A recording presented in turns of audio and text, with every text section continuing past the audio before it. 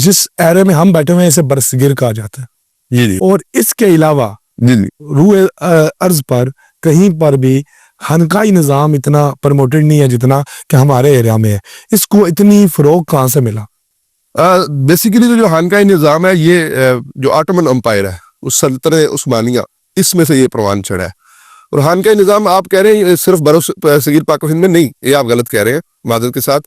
ترکی میں کیونکہ اب سیکولرزم آ گئی تھی, پچھلے 100 سال سے سیکولرزم ہے. اس سے پہلے ترکی میں بہت زیادہ جو خانقاہی نظام آج بھی آپ دیکھیں وہاں پہ شیخ کا تصور بہت زیادہ ہے. پچھلے ہی کچھ عرصے میں مجھے نام نہیں یاد, ایک بہت بڑے شیخ جو ان کا پردہ ہوا ان کے لاکھوں مریدین موجود تھے. اور آج بھی شیخ محی الدین ابن العربی کی قبر وہاں پہ موجود ہے. مولانا روم کے آپ سنتے ہیں اشعار بھی, ان کی مثنوی بھی, ان کا مزار وہاں پہ موجود ہے. تو جو بیسیکلی ترکش یا آٹومن امپائر ہے نا, ان میں جو ہے وہ جو خانقاہی نظام ہے اسے پروان چڑھایا تھا. انہوں نے انٹروڈیوس جی کروا. انہوں نے میرا یہ کہنے سے مراد یہ تھی کہ جس طرح جو پروٹوکولز یہاں پہ ہیں نا خانقاہ کے, وہ صرف ادھر ہی دیکھنے کو ملتے ہیں. ترکی میں آپ کو لوگ قبروں کو سجدہ کرتے ہوئے نہیں نظر آئے. ہاں یہ غلف کی آپ بات کریں, خانقاہ پہ خانقاہی نظام ایک علیحدہ چیز ہے, اور جو غلف ہو رہے ہیں یا خانقاہی نظام کے نام پہ بدمزاجیاں یا بد عقیدگیاں ہو رہی ہیں, سارا کچھ خانقاہی نظام میں ہی آ رہا ہے. میں آپ کو یہ کلیئر کروں گا, کلیریفائی کروں گا کہ میں جس خانقاہی نظام کا قائل ہوں نا, میں سمجھتا ہوں آپ نے شاید جاوید احمد غامدی صاحب کا سنا ہوگا کہ انہوں نے بھی ایک خانقاہ کھولی ہے. خانقاہ بیسیکلی آپ اس کی جو بنیاد ہے نا, یہاں سے آپ اگر سے پکڑیں گے نا, خانقاہ بنائی کیوں گئی تھی؟ جو پہلے دور تھے وہ تب سرائے ہوا کرتے تھے, سفر کرتے تھے لوگ, ٹھیک ہے, سرائے میں جو انہوں نے انتظار کرنا. تو خانقاہ بھی ایک ایسا ہی سسٹم ہوا کرتا تھا, مدرسہ ہوتا تھا, شیخ ہوتا تھا, آپ کی تسلی کے لیے کوئی شخص بیٹھا ہوتا تھا, اور آپ کو وہاں سے رات کا کھانا مل جاتا تھا. مسافر ہوئے, آپ علم کے طالب ہوئے, طالب علم ہے تو علم مل جاتا تھا. خانقاہی نظام بیسیکلی یہ تھا. خانقاہی نظام یہ تو نہیں ہے جناب کہ جو آج کل معذرت کے ساتھ ہمارے پیران نظام, اور یہاں پہ بھی ہم بھی ظاہر بات سسٹم کا حصہ ہیں کسی حد تک الحمدللہ. چلے اللہ نے احسان فرمایا کہ میں اس سسٹم کو بہت اچھے طریقے سے میں اسے کلیریفائی کرنے میں کامیاب ہوا ہوں, اور اپنے علاقے میں نے کوشش کی ہے کہ جو پروٹوکولز ہیں یہ ساری باتیں انہیں ختم کیا جائے. دیکھیں جہاں تک سجدوں کی بات ہے, آپ کو کسی صوفی کے ہاں سجدوں کی رعایت نہیں ملے گی, اور صوفیات اور انکساری والی شخصیات ہوا کرتی تھی, جو ہم نے سنا ہے, جو ہم نے پڑھا ہے. خصوصاً میرے جو مرشد گرامی ہیں میرے دادا جان پیر سید محمد شاہ راز صاحب رحمۃ اللہ علیہ, آپ کی زندگی اگر آپ دیکھیں بڑی کھلی زندگی ہے, اور علاقے پورا یہ کوٹلہ اور گجرات آپ جہاں بھی ان کا نام لیں گے وہ کبھی بھی شریعت سے مبارک کام ہی نہیں کرتے تھے. ان کا باقاعدہ طور پہ تحریریں موجود ہیں قبر پہ حاضری کا طریقہ, بلکہ وہ قبروں پہ جو چادریں چڑھائی جاتی ہیں ان کے بارے میں بھی حرمت کے تھوڑے سے وہ بات کیا کرتے تھے کہ یہ جو کلام پاک لکھا ہوا ہے یہ نہیں لکھا ہونا چاہیے, ٹھیک ہے. اور ساری باتیں دیکھیں, ہم تو نقشبندی سلسلے سے ہیں, ہمارے ہاں تو شرعی نظام ہے مکمل. یہاں پہ عورتیں آپ کو بہت نہ ہونے کے برابر نظر گی. ہم تو کہتے ہیں کہ بھائی دربار پہ اگر آتے ہیں تو اپنے محرم کے ساتھ آئیں, کیوں آپ جناب اپنے آپ کو رسک پہ لگا رہی ہیں.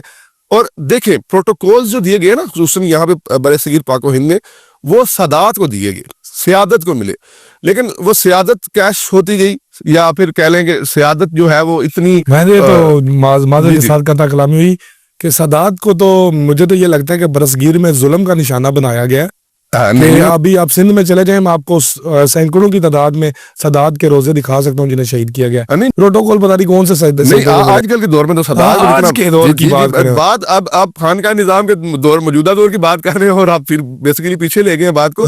میں کہہ رہا ہوں کہ سادات کو یہی دیکھیں, سیادت کے نام پہ لوگوں نے زمینیں ہتھیائی لوگوں کی. میں معذرت کے ساتھ سندھ میں یہ ہوا ہے, یہ سندھ میں وڈیرا سسٹم موجود ہے آج بھی, اور انہوں نے لوگوں کی زمینیں ہتھیائی, وڈیرے بنے, گوروں کو سپورٹ کیا, باہر آنے والی قوتوں کو سپورٹ کیا. آج وہ سائیں کہلوا رہے ہیں, آج وہ پیران عظام بنے ہوئے ہیں. ان کی خانقاہیں آپ آنکھ اٹھا کے دیکھ لیں, وہاں پہ آپ کو تو وہ چھوڑیں گی بھی نہیں. بلکہ پچھلے دن ہوئی فاطمہ نامی ایک لڑکی جو قتل ہوئی تھی آج سے تقریباً 1.5 سال پہلے, میں بڑی ہی درد مندی کے ساتھ کہنا چاہوں گا, وہ سید زادہ ہے, وہ پیر ہے, اور اس نے جو حرکت کی ہے وہ قابل معافی تھی.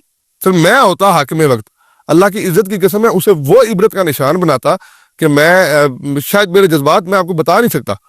آپ کے یہی کھوار میں ایک واقعہ ہوا ہے, بہت غلط ہوا ہے. فوری طور پہ پولیس مقابلے میں بندے کو مار دیا گیا. کیوں مارا گیا؟ ایک عام آدمی تھا, اس وڈیرے کو کیوں نہیں مارا گیا؟ آپ نے دیکھا ہوگا وہ معافی ہوگی اس کی. یہ پنجاب ہے, یہاں پہ قانون کی بالادستی نہیں ہے. پنجاب میں بھی یہ معاملات ہوتے ہیں. آپ دیکھ لیں کسی وڈیرے, کسی M N A M P A کو دیکھ لیں, وہاں پہ وڈیرا داری ہے اور یہاں پہ ڈیرا داری ہے. ٹھیک ہے, کچھ ایسا ہی ہے, تقریباً ایسا ہی ہے. یہاں پہ M N A M P A جناب اتنے مقدم ہے, اور وہاں پہ سائیں اور پیر مقدم ہے. ٹھیک ہے. تو یہ سیادت کو کیش کیا گیا اور خانقاہ نظام کا بیڑا غرق کیا گیا باقاعدہ طور پہ اپنے پیسوں کی خاطر, اپنی مسردوں کی خاطر.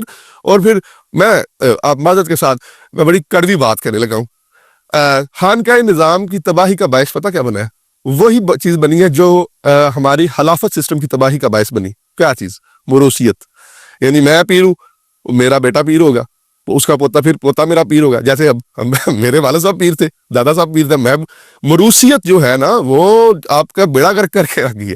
اب جس بندے کو پتا ہے جناب میں نے بنی بنائی گدی پہ بیٹھ جانا ہے, نہ میں نے درس نظامی کرنا ہے, نہ میں نے علم سیکھنا ہے, باجی پھوکا مارنی ہے جناب, دو بڑی نادلی پڑی دم کی طرح بندے ٹھیک ہو گئے, وہ اللہ شفا دینے والا ہے, وہ تو بتوں سے بھی دے دیتا ہے.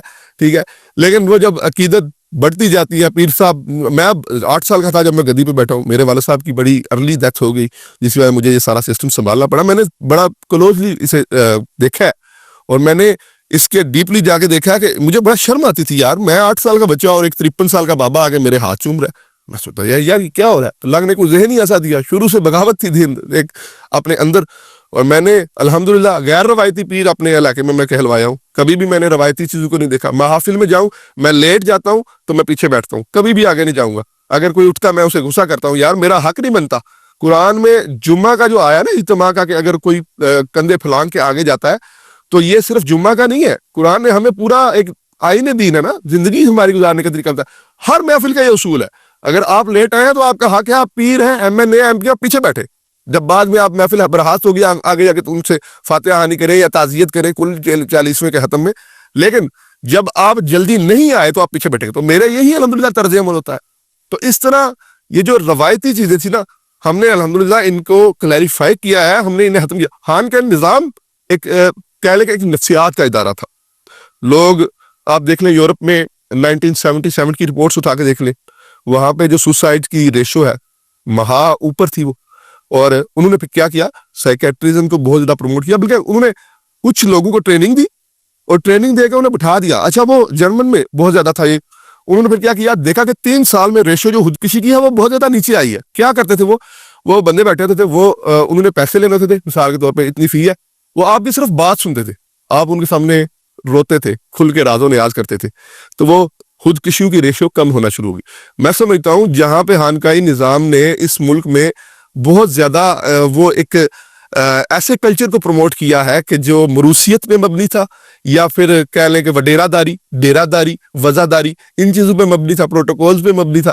وہیں خانقاہی نظام کے کچھ اچھے پہلو موجود ہیں. اس لیے جاوید احمد غامدی جیسے سیکولر بندے ایک اچھے پریچر ہیں, میں ان کی تعریف کروں گا, لیکن اختلافات تو ان سے ہمیں ہیں. ہم تو ایون کو منکرین حدیث میں سے جانتے ہیں. اس کے باوجود وہ خانقاہ کی طرف آئے ہیں, انہوں نے خانقاہ بنائی ہے. وہ سمجھتے ہیں کہ خانقاہ ایک ادارہ ہونا چاہیے. یہ وہ کہتے ہیں کہ ٹھیک ہے صوفیزم سے علاوہ آپ خانقاہ بنائیں. تو یار اگر سسٹم موجود ہے تو اسی بہتر کیا جائے نا, کیوں نہ اسے بہتر کیا جائے. پھر تو آپ انجینئر صاحب کی اکیڈمی کو بھی خانقاہ ہی کہیں گے جس طرح آپ بتا رہے ہیں. دیکھیں انجینئر صاحب سے دیکھیں انجینئر صاحب ایک ایسی شخصیت ہے کہ ان سے لوگوں کو بہت زیادہ اختلافات ہیں, اور انہوں نے جو راہ اختیار کی ہے وہ بڑی سخت ہے, وہ بڑی تگڑی راہ ہے. اور وہاں پہ انجینئر صاحب جہاں پہ بیٹھے ہیں اور جس دیوانوں میں ان کی لائف ہے اور جو ٹاپک وہ ڈسکس کرتے ہیں, میں تو سمجھتا ہوں خانقاہ سے تو کچھ اوپر ہی ہو جاتا ہے. بس